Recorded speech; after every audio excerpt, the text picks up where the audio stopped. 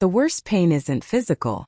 It's standing at your own child's front door on Christmas morning, watching them look through you like you're a stranger, like you don't exist, like the 22 years you spent raising them after their father died meant absolutely nothing. I'm Linda, 61 years old, gray hair that I still cut myself to save money, hands rough from decades of nursing shifts. I never thought I'd be telling this story, but here we are. When Robert died in that car accident all those years ago, I made a promise to myself and to his memory. Our kids, Michael and Rachel, would have everything. College opportunities, a future their father would have been proud of. Michael was 14 then, Rachel just 12. Two scared kids who'd lost their dad and needed their mom to be everything.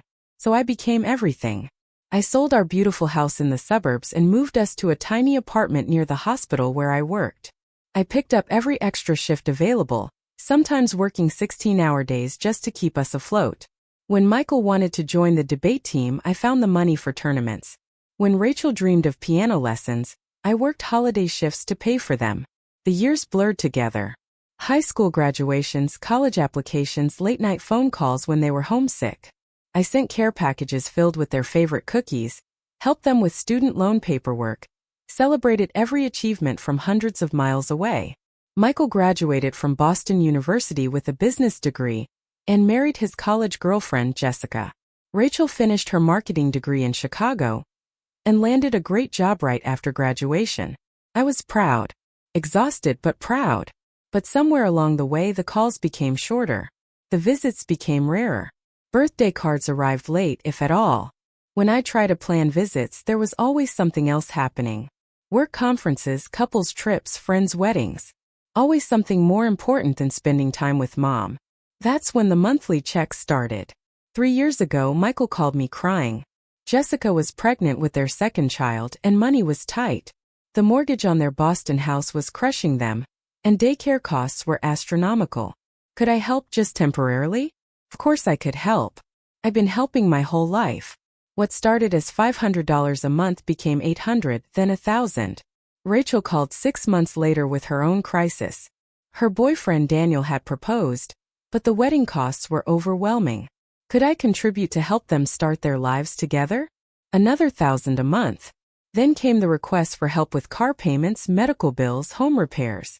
Always with promises to pay me back when things got better. Things never got better. I didn't mind. That's what mothers do, right? We sacrifice. We give until there's nothing left to give. I told myself it was temporary, that my successful, educated children would eventually stand on their own feet. But the calls only came when money was due. Quick conversations about transfer amounts and account numbers.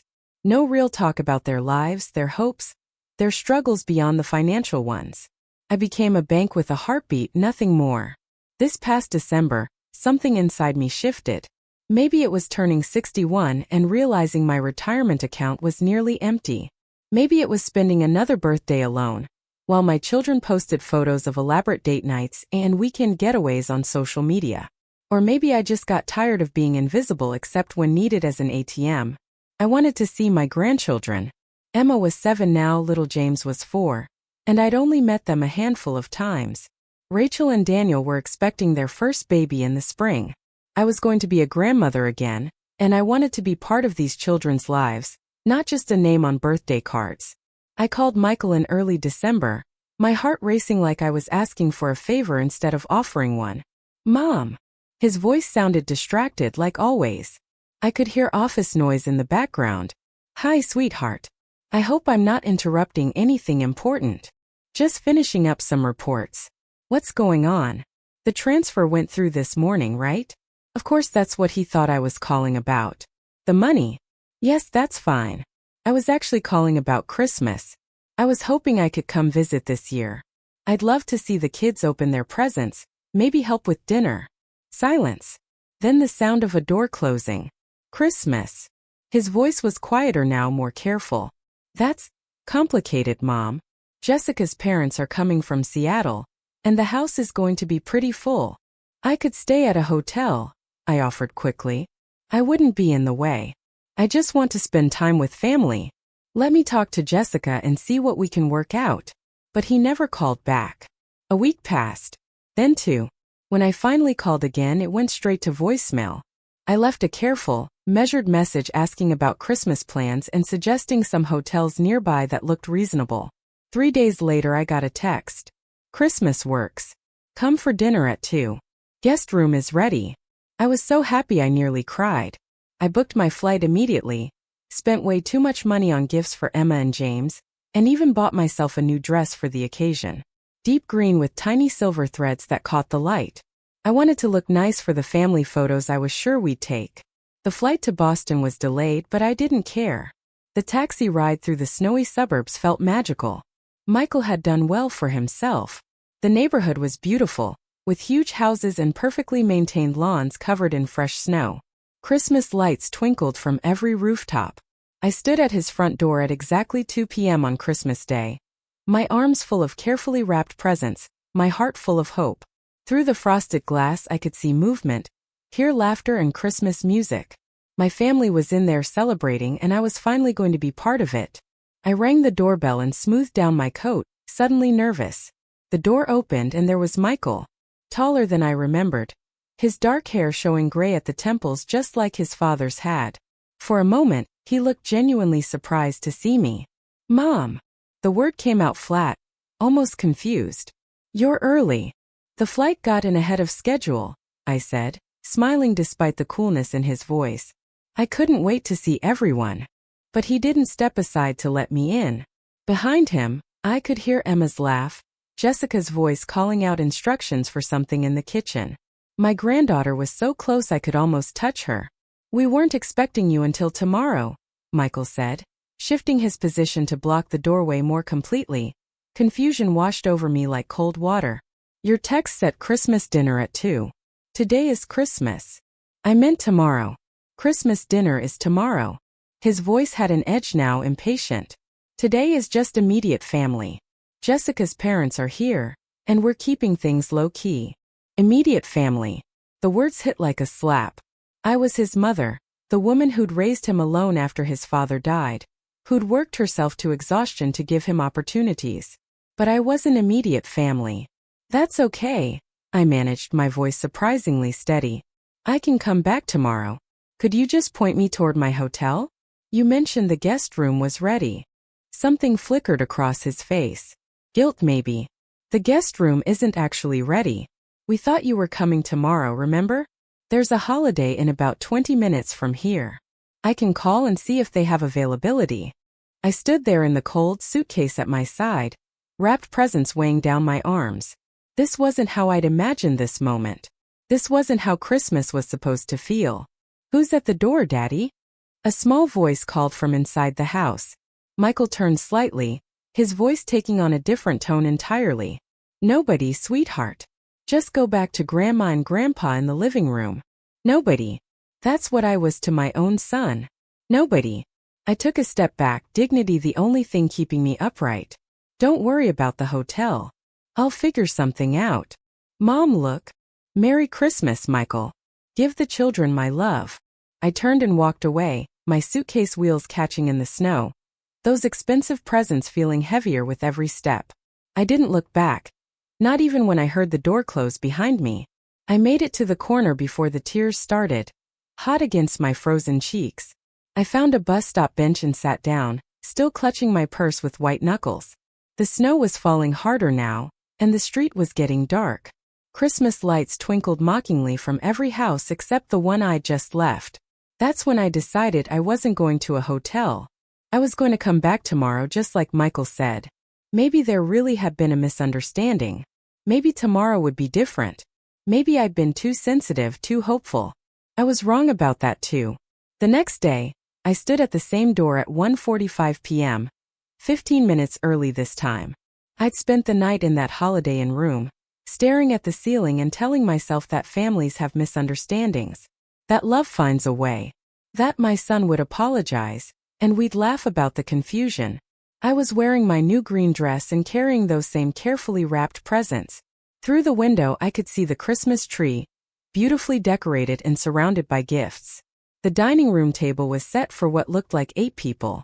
Jessica moved around in the background, arranging something on the sideboard. This time when Michael opened the door, His expression didn't show surprise. It showed something else entirely. Something cold and unfamiliar. "Sorry," he said, looking directly at me with eyes I didn't recognize. "I think you have the wrong house." For a second I thought he was joking. Some kind of dark humor to break the tension from yesterday. I even started to smile. But his face remained stone cold. Behind him, the warm glow of family continued. I could see Jessica's parents in the living room. Emma playing with new toys under the tree, little James toddling around in Christmas pajamas. "Michael," I said, my voice barely a whisper. "It's me. It's Mom." He looked right through me. "I think you have the wrong address. There's no Michael here." And then he closed the door.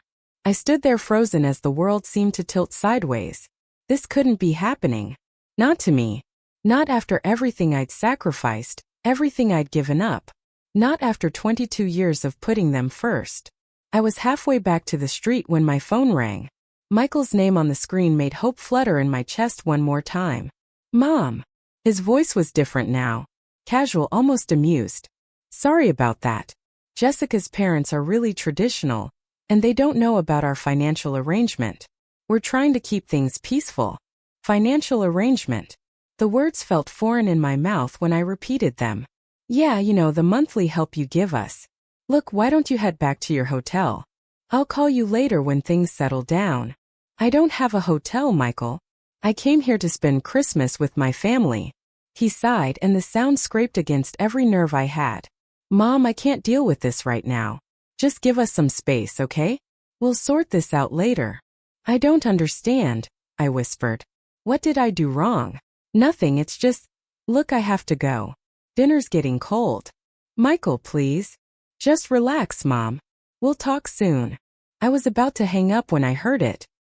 His voice, slightly muffled, as if he'd moved the phone away from his face but hadn't disconnected yet. "She thinks that money she sends every month buys her a place at our table." The phone slipped from my hand and landed in the snow with a soft thud. I stared at it for a long moment before bending to pick it up. The call was still connected. I ended it with a shaking finger. "She thinks that money she sends every month buys her a place at our table." The words followed me as I dragged my suitcase back to the main road. They echoed in my head as I got into another taxi. They were still playing on repeat when I checked back into that same Holiday Inn and sat on the edge of the bed, my purse clutched in both hands. That night I lay awake staring at the ceiling, but not from sadness anymore. Something had shifted inside me during those awful moments on Michael's doorstep. Something fundamental and permanent. At 3 in the morning, I picked up my phone and opened my banking app. With fingers that were surprisingly steady, I canceled the automatic transfers to both my children's accounts. All of them. Every single one. For the first time in years, I slept peacefully. When I woke up the next morning, my phone was buzzing like an angry wasp. 28 missed calls. 15 from Michael, 13 from Rachel. The text messages kept coming, one after another, each more frantic than the last. "Mom, my transfer didn't come through. Is everything okay? Mom, I need that money for James's daycare. They won't take him without payment. Please call me. What the hell is going on? I'm about to be late on my mortgage. Call me right now."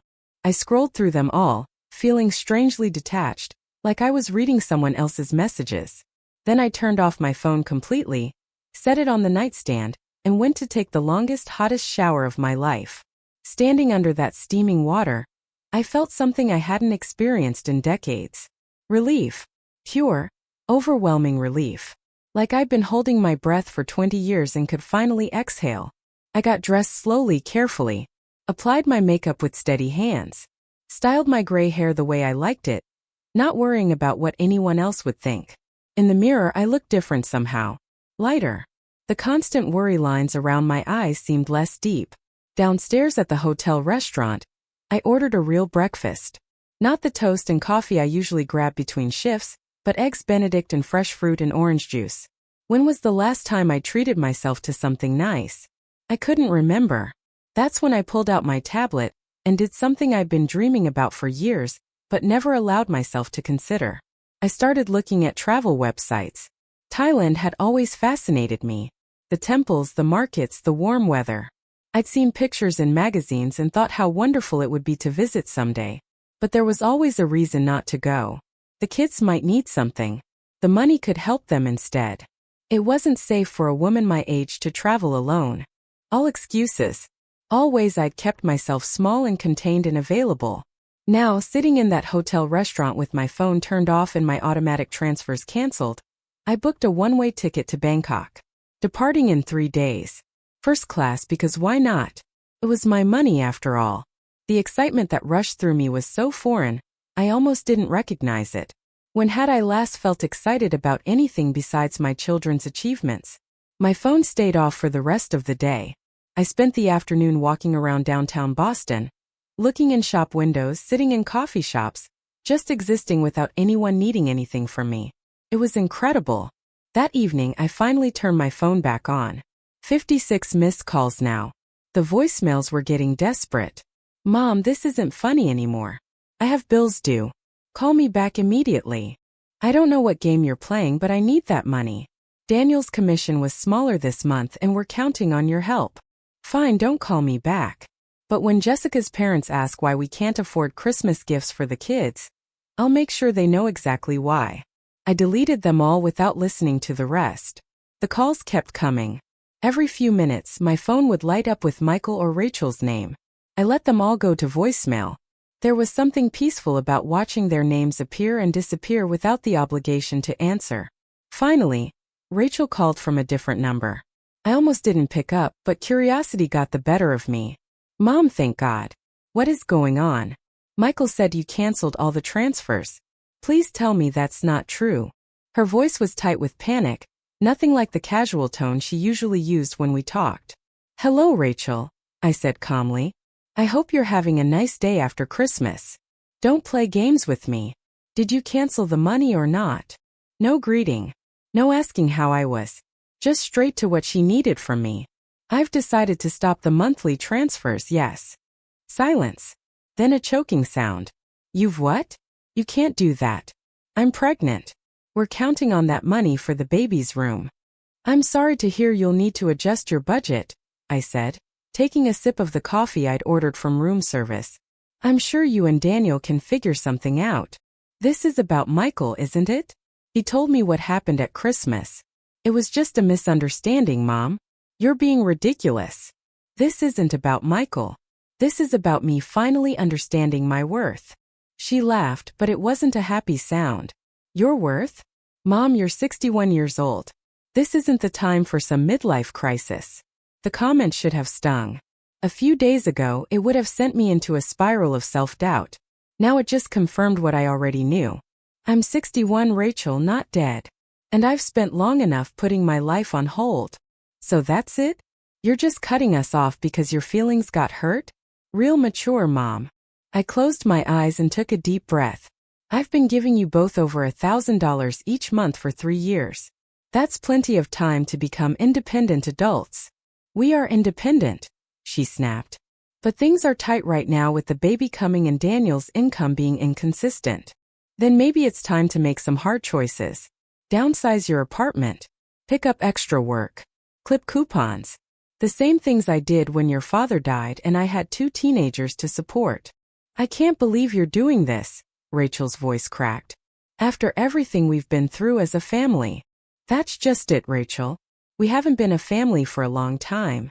I'm just acknowledging reality. I could hear her breathing hard on the other end. When she spoke again, her voice had changed to something softer, more manipulative. Mom, please. I know Michael was horrible at Christmas, but don't punish me for his mistakes. I need you. The baby needs you. 5 minutes ago I was having a midlife crisis. Now I was needed. The switch was so obvious it was almost funny. I'm not punishing anyone, Rachel. I'm choosing myself for once. I've already booked a flight to Thailand. I'm going to travel, see the world, maybe use my nursing skills to volunteer somewhere. Thailand. She sounded like I'd said Mars. Are you insane? What about when the baby comes? You're going to miss the birth of your first grandchild. I'll send a gift, I said mildly. Just like you send birthday cards when you remember. The silence stretched long enough that I thought she'd hung up. Then in a voice filled with pure venom. You're selfish. Dad would be ashamed of you. The line went dead. I sat there holding the phone, waiting for the familiar guilt to crash over me. The overwhelming need to call her back and apologize and fix everything. To be the mother who sacrificed and gave and smoothed over every problem. It didn't come. Instead, I felt that same strange peace from the morning. Like the last chain holding me to my old life had finally snapped. I spent the next 2 days preparing for my trip in ways that felt surreal. I called my landlord and gave notice on my apartment. I contacted my supervisor at the hospital and submitted my resignation after 34 years. 3 decades of night shifts and double overtime and putting everyone else first ended with a brief phone call. My sister Diana agreed to handle packing up my belongings and either storing or donating what I didn't need. She thought I was having a breakdown. "Are you sure about this?" she kept asking. "It's such a big change. Maybe you should wait a few months, let things cool down with the kids." But I was done waiting. Done letting my children's emotions dictate my choices. Done being available for their crises while my own life passed by unnoticed. The night before my flight, I sat in my empty apartment surrounded by boxes, eating takeout Chinese food and feeling more alive than I had in years. My phone had finally stopped ringing. No more desperate calls from Michael and Rachel. Either they'd accepted reality or they were plotting their next approach. I didn't care which. At the airport the next morning, I checked in for my flight with hands that didn't shake. First class to Bangkok one way with no return date planned. The ticket agent smiled and asked if I was visiting family. "No," I said. "I'm visiting myself." The plane lifted off from Boston Logan just after noon. As we climbed above the clouds, I watched the city shrink below me until it disappeared entirely. Somewhere down there, my children were dealing with the consequences of their choices for the first time in years. Learning to budget and sacrifice and make hard decisions. Felt like justice. The flight was long but peaceful. I read 2 books I'd been meaning to get to for months. I watched movies without interruption. I ate meals that someone else had prepared and served to me. When other passengers made small talk, I told them I was starting a new adventure. Because that's what this was. Not running away or having a breakdown or being selfish. An adventure. The first one I'd allowed myself since Robert died and left me to raise 2 children alone. Somewhere over the Pacific Ocean, I turned off my phone completely and didn't turn it back on until we landed in Bangkok. When I finally powered it up in the airport, there were 17 new voicemails and 43 text messages. I deleted them all without reading or listening. Whatever crisis my children were facing now, they would have to handle it themselves. I was done being their safety net. Done being invisible except when they needed money. Done putting my dreams on hold for people who saw me as nothing more than a bank account with a heartbeat. The humid Bangkok air hit me like a wall when I stepped outside the airport. The sounds were overwhelming: honking cars, vendors shouting, music from somewhere I couldn't see. Everything was different. Everything was new. Everything was mine. Bangkok was like stepping into another world. The heat wrapped around me like a thick blanket, and the streets buzzed with an energy I'd never experienced. Motorcycles weaved between cars, street vendors called out in rapid Thai, and the smell of cooking food mixed with exhaust and flowers created something entirely foreign and wonderful. My hotel was in a quiet neighborhood called Sukhumvit, tucked away on a side street lined with small restaurants and shops. The room was simple but clean, with a tiny balcony overlooking a courtyard filled with plants I couldn't name. After unpacking my single suitcase, I stood on that balcony and realized I had absolutely no obligations. No one needed anything from me. No one was expecting a call or a check or a solution to their problems. The freedom was terrifying and exhilarating at the same time. For the first week, I wandered like a tourist. I visited the Grand Palace with its golden spires that seemed to touch the sky. I got lost in weekend markets where vendors sold everything from silk scarves to fried insects. I took a cooking class and learned to make green curry from a tiny grandmother who spoke no English, but somehow taught me everything through gestures and smiles. In the evenings, I sat on my balcony writing in a journal I'd bought at the airport. Not about my children or Christmas or the pain of being rejected. Those memories felt like they belonged to someone else now. Instead, I wrote about the colors and sounds around me. About the woman who'd shown me how to eat mango with sticky rice properly. About the young backpacker from Germany who'd shared his table at a crowded noodle shop and told me stories about traveling through Southeast Asia. My phone stayed mostly silent. I'd sent Diana a brief message letting her know I'd arrived safely, but otherwise maintained radio silence. There was something liberating about being unreachable, about letting the distance between me and my old life grow with each passing day. On my 10th day in Bangkok, I returned to my hotel to find an email from Rachel. The subject line read simply, "We need to talk."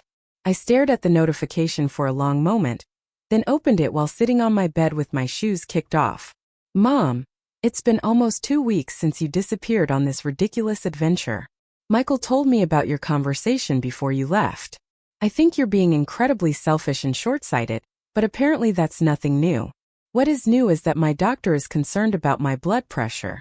The stress of your little vanishing act is putting my pregnancy at risk. Daniel and I are looking at possible complications, and the financial pressure isn't helping. We're about to miss our mortgage payment, and Daniel's sales have been slower than expected this quarter. I don't know what point you're trying to prove, but I hope it's worth potentially harming your grandchild.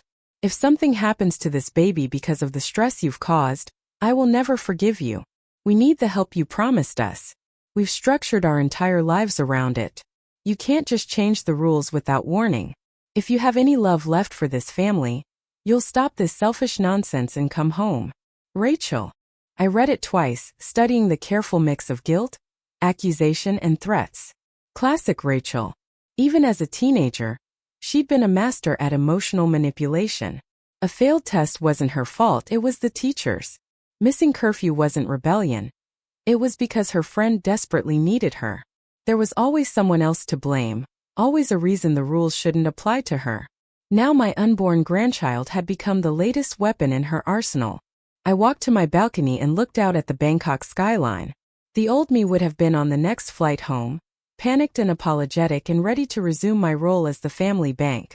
The old me would have accepted the blame and transferred money immediately. But that woman was gone, left behind in a hotel room in Connecticut. I went back inside and composed my reply. "Rachel, I'm sorry to hear about your blood pressure concerns. Pregnancy can be stressful under the best circumstances, and I hope you're following your doctor's advice for managing your health. As for the financial situation, I've been clear about my position. The monthly transfers will not resume. This isn't a negotiation or a temporary punishment. It's a permanent change in our relationship. You mentioned help I promised you. I don't recall ever promising lifelong financial support to two adults with college degrees and professional careers. What I promised was to love you and prepare you for independent adulthood. I've fulfilled both promises. I hope you find a way to manage your finances that doesn't involve my checkbook. Perhaps this is an opportunity to reevaluate your priorities and make some difficult but necessary choices. Take care of yourself and the baby. Mom." I hit send before I could second-guess myself, then turned off my phone entirely. I needed to clear my head. I spent the afternoon at a nearby temple, finding peace in its quiet corners and the gentle expression on a Buddha statue that seemed to approve of my choices. By evening I'd made a decision. Thailand had been wonderful, but Rachel's email had somehow tainted it. I needed a fresh start again. The next morning, I booked a flight to Hanoi, Vietnam. I'd heard the northern regions were beautiful this time of year, with misty mountains and ancient traditions. It seemed like the perfect place to continue my journey. When I finally turned my phone back on, there were no new messages from Rachel, but there was a voicemail from Michael. His voice was tight with controlled anger. "Mom, I don't know what you said to Rachel, but she's been admitted to the hospital with pregnancy complications. Her doctor is talking about bed rest for the rest of her pregnancy, which means she'll have to take unpaid leave from work. Daniel can't cover their expenses alone. This isn't a game anymore. This is your grandchild's health we're talking about. Call me back." I sat heavily on the edge of my bed, my hands suddenly cold. Was it possible? Could my actions have actually caused Rachel's condition to worsen? The familiar weight of maternal guilt pressed down on me, threatening to crush the independence I'd built over the past 2 weeks. Then I remembered Rachel's history. The sprained ankle she'd faked to get out of a math test in 8th grade. The mysterious stomach bug that had appeared right before a family reunion she didn't want to attend. The way she'd manipulated teachers, friends, and especially me with carefully timed displays of distress. I called Michael back. His voice was sharp when he answered. "Finally. How is Rachel? I asked, keeping my tone neutral. Stable for now. They're monitoring her and the baby closely. Her blood pressure spiked dangerously after your email. I see. And what exactly did my email say that was so shocking? He paused. I don't know the details. She was too upset to show me. Something about cutting her off permanently. I simply confirmed what I'd already told both of you, that the financial support has ended. Nothing new or surprising. Well, whatever you said landed her in the hospital.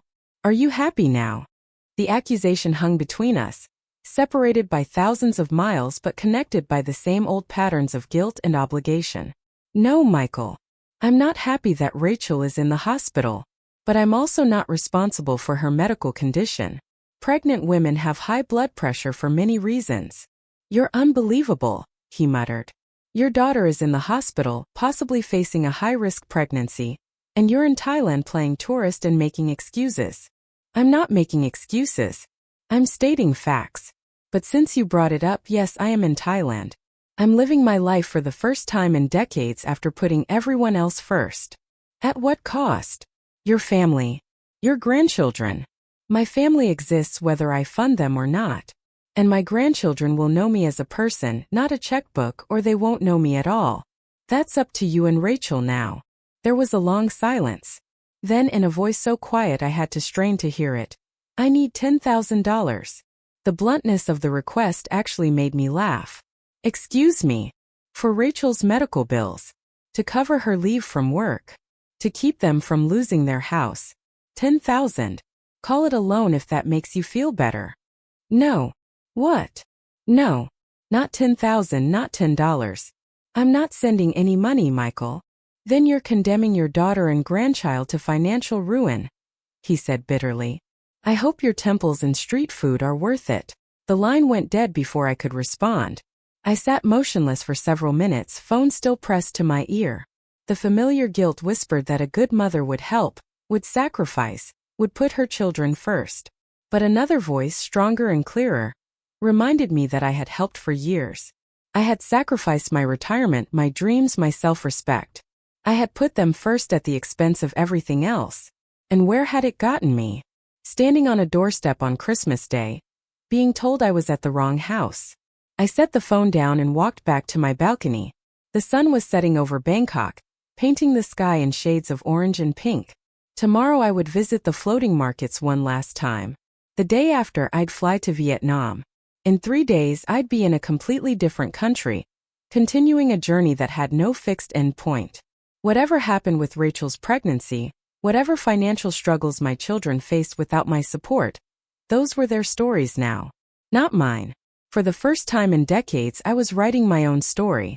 And it wouldn't be a tragedy. The flight to Hanoi was smooth and short. As we descended through the clouds, I could see the Red River winding through the city like a brown ribbon. The landscape was greener than Thailand, more mountainous, with rice paddies stretching toward misty hills in the distance. My hotel in Hanoi's old quarter was charming, with narrow stairs and French colonial architecture left over from decades past. My room overlooked a busy street where motorcycles carried entire families and vendors balanced impossible loads on bamboo poles across their shoulders. That evening, I sat at a sidewalk cafe drinking Vietnamese coffee and watching the organized chaos of traffic flow around me. A young couple at the next table was arguing in hushed English about money. She wanted to extend their trip. He was worried about their budget back home. They couldn't have been older than 25, but their concerns sounded so familiar.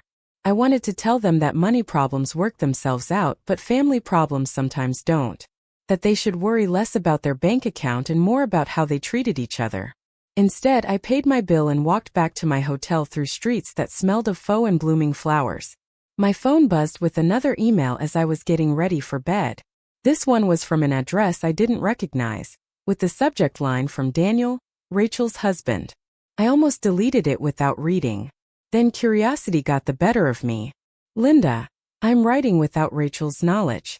She would be furious if she knew I was contacting you, but I feel you deserve to know what's happening. Things have been difficult since you left. Rachel did have complications with her pregnancy, as Michael told you. She's on modified bed rest now, which means reduced income and higher medical costs. We've had to make significant changes, We're selling our condo and moving to a smaller apartment. Rachel is returning to work earlier than her doctor recommended. I've taken on freelance projects in addition to my regular job. It's been challenging, but we're managing. Michael and Jessica have made similar adjustments. They've enrolled the kids in public school and sold their vacation timeshare. Michael picked up weekend work. I don't tell you this to make you feel guilty, but so you understand the reality we've been living. The reason I'm writing is that Rachel received a job offer in Connecticut. A significant promotion that would mean real financial stability for us. The problem is we'd need temporary housing while we find a place of our own. Your apartment, according to Diana, is still paid for through the end of the lease. Rachel is too proud to ask, so I'm asking for her. For us. For the baby. I know we have no right to ask anything of you after how you were treated. I won't make excuses for Rachel and Michael or for myself. I stayed silent when I should have spoken up. If you're still reading this, thank you. If you choose not to respond, I understand. I just wanted you to know that despite everything, your family misses you. Not your money. You. Daniel. I stared at the screen, emotions churning inside me. It was the first honest communication I'd received from any of them. No manipulation, no demands, just a straightforward request and an acknowledgement of past wrongs. For a moment, I allowed myself to imagine saying yes. I could offer them the apartment, return to Connecticut, meet my grandchild, try to rebuild some kind of family relationship. The path back to my old life stretched before me, familiar and safe. But then I remembered Christmas Day. The casual cruelty. The years of being taken for granted. The frantic calls that only came when money was involved. Not your money. You. It was a beautiful sentiment. But was it true? Or was this just a more sophisticated form of manipulation?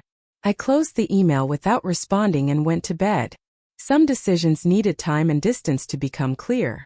I woke up in Hanoi to the sound of motorbikes and street vendors calling out their morning offerings. For a moment, I lay in bed thinking about Daniel's email. It had been different from anything Michael or Rachel had sent, honest, humble, without the usual manipulation tactics. But it still left me with the same fundamental question. Did they miss me? Or did they miss what I provided? After a simple breakfast of pho and strong Vietnamese coffee, I sat on my hotel balcony and composed my response. Daniel, thank you for your honest email. I appreciate you telling me about the family situation and acknowledging past mistakes.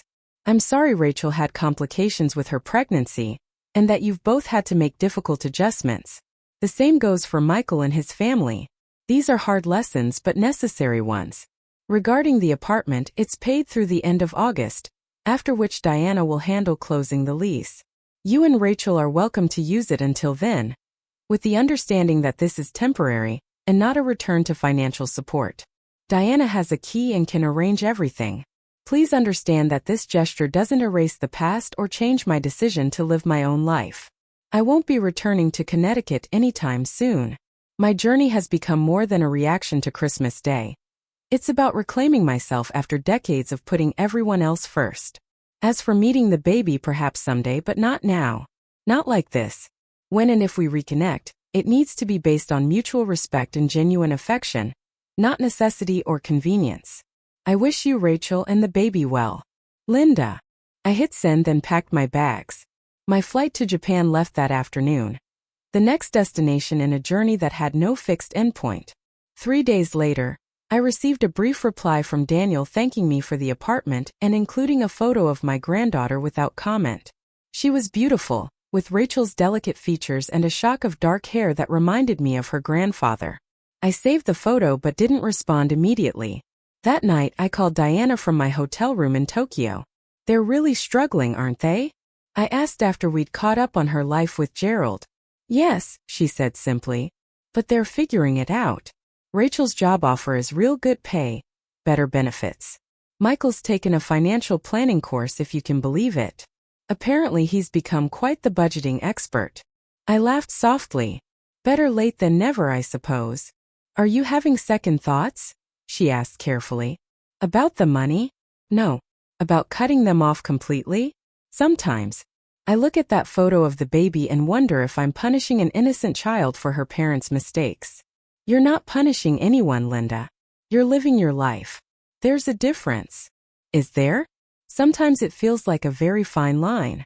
The difference, she said firmly, is intent. You didn't leave to hurt them. You left to save yourself. I considered this as I watched the Tokyo skyline glitter outside my window. I offered them the apartment. I know. Daniel called me yesterday. He was grateful, though Rachel hasn't said a word about it. She wouldn't. Pride runs deep in our family. Wonder where she gets that from, Diana teased. After we hung up, I sat for a long time thinking about family, about choices, about the ripple effects of that single moment on a snowy doorstep. Had I done the right thing? By traditional standards, probably not. A good mother would have forgiven, would have returned, would have continued sacrificing. But those standards had nearly destroyed me. The months that followed passed in a kaleidoscope of new experiences. From Japan, I traveled to Cambodia, where I spent peaceful mornings watching the sunrise over Angkor Wat. The ancient temples seemed to approve of difficult decisions made for the right reasons. In Laos, I volunteered at a small medical clinic in a mountain village, using my nursing skills in ways that transcended language barriers. The gratitude of patients who had so little but gave so much reminded me what genuine appreciation looked like. I learned to scuba dive off the coast of Malaysia, discovering a silent world of color and movement beneath the surface. I celebrated my 62nd birthday on a beach in Bali, sharing cake with a group of young backpackers who insisted I join their bonfire party. They called me Grandma Linda, with such affection that it didn't sting the way I'd expected. Through it all, I maintained minimal contact with home. Diana and I exchanged emails weekly, but I'd asked her not to discuss Michael or Rachel unless absolutely necessary. From her brief updates, I gathered that Rachel had delivered a healthy baby girl in March, my third grandchild, whom they'd named Lily. There had been no birth announcement sent to me, no photos beyond that first one Daniel had shared, no invitation to meet the newest member of a family that had effectively erased me. The knowledge sat like a small stone in my heart, present but not heavy enough to weigh me down. In June, while exploring a night market in Chiang Mai, my phone buzzed with a text from an unfamiliar number. It's Rachel. Daniel gave me your number. Lily took her first steps yesterday. I recorded it. Thought you might want to see. No pressure to respond. Attached was a video of a beautiful dark-haired toddler wobbling across a living room floor, arms outstretched toward the camera, face bright with triumph and joy. It was the first direct communication from Rachel in over a year. No demands, no accusations, no guilt trips. Just a grandmother's moment freely shared. I watched the video 3 times, feeling something shift inside my chest. It wasn't forgiveness. The wounds from Christmas Day were still too fresh for that. It wasn't reconciliation either. But it was something. A crack in the wall between us, small but significant. I saved the video but didn't respond immediately. That evening I walked along the banks of the Ping River, thinking about second chances and new beginnings. Not going back to what we were, that relationship was gone forever, but perhaps moving towards something different. Something with boundaries. Something based on choice rather than obligation. The next morning I sent a simple reply. Thank you for sharing this. She's beautiful. It wasn't much, but it was honest. A door left slightly ajar rather than slammed shut. Over the following months, the messages continued sporadically. Lily's first word, which sounded suspiciously like dada, much to Rachel's mock frustration. A photo of her making a mess with birthday cake on her first birthday. Michael sent a picture of Emma losing her first tooth, grinning gap-toothed at the camera. These weren't apologies or attempts to manipulate me back into their lives. They were simply moments shared between family members who were slowly learning to relate to each other, as people rather than automatic support systems. I was in New Zealand when I received the most significant message of all. Nearly 18 months after that awful Christmas Day, I was sitting on a beach watching the sunrise when my phone chimed with a text from Rachel. I know I don't have the right to ask anything of you after how we treated you, but I wanted you to know that I finally understand what Daniel meant when he said we missed you, not your money. Lily asks about the lady in the pictures sometimes. Diana showed her photos from when we were kids. I tell her about her grandmother who's brave enough to travel the world alone. Maybe someday you'll want to meet her properly. No expectations. Just, if you ever want to. I'm sorry, Mom, for all of it. But especially for not appreciating you when I had the chance. I read it twice, then set the phone aside and walked to the water's edge. The Pacific Ocean stretched endlessly before me, reflecting the pink and gold of the dawn sky. Somewhere across this vast expanse, my daughter was learning the same lessons I'd had to learn, that love without respect isn't really love at all, and that some bridges have to be burned before new ones can be built. I didn't respond immediately. Some messages deserve time to settle, like sediment in still water. But later that day I wrote back, "Thank you for your message. Means more than you know. I'd like to meet Lily properly someday, when the time feels right for both of us. I'm proud of the woman you're becoming, even if it took us both a while to get here." It wasn't forgiveness, not yet. It wasn't a return to the old patterns that had nearly destroyed us both. But it was a beginning. A foundation upon which something new and healthier could eventually be built. As the sun climbed higher over the Pacific, I walked along the shoreline, my feet leaving temporary impressions in the wet sand. Behind me, the waves erased each footprint as quickly as it was made. Ahead stretched miles of unmarked beach, full of possibility. I still had no idea where this journey would ultimately lead me, but for the first time in my adult life, that uncertainty excited rather than frightened me. Because it was my path, my choice, my life. And nobody, not even my children, would ever be allowed to take that away from me again. The woman who had stood on that snowy doorstep 18 months ago, arms full of unwanted gifts and heart full of unappreciated love, was gone. In her place was someone stronger, someone who understood that you can't love people into loving you back, and that sometimes the greatest gift you can give your children is the example of a parent who refuses to be taken for granted. I was 63 years old, halfway around the world from everything familiar, and finally completely free.